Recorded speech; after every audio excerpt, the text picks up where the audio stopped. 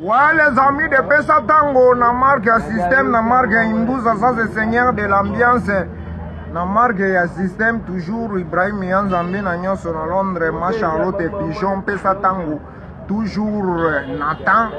Indou seza ndenge nini? Indou seza que non, nazo fungola bino.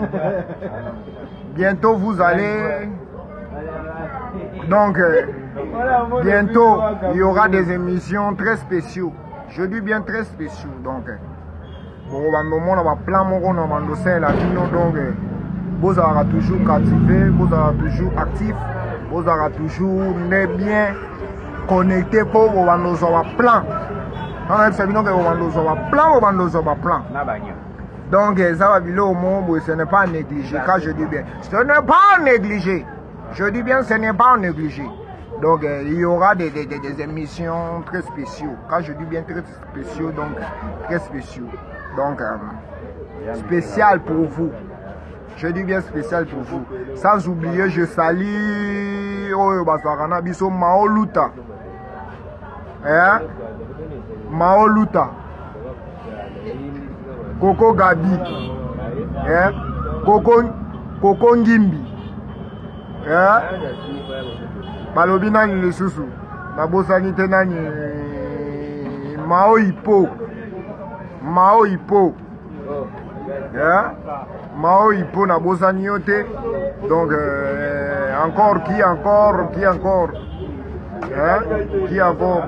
Nous sommes aux ébélés, donc on a fait nos salutations. Dans une salutation, mais vous allez voir. Artiste, toujours na base. Sinon, on va il y aura base. Il y aura base.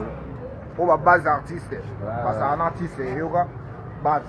Donc, on va vendre la base. On va vendre la boue. Makamona makam. Yeah,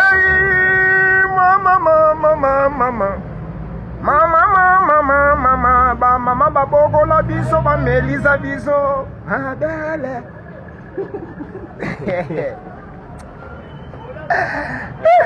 Donc ce sont des choses à rigoler, mais ce n'est pas à rigoler.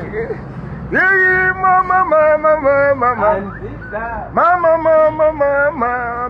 babo de biso ba melisa biso. Ma belle.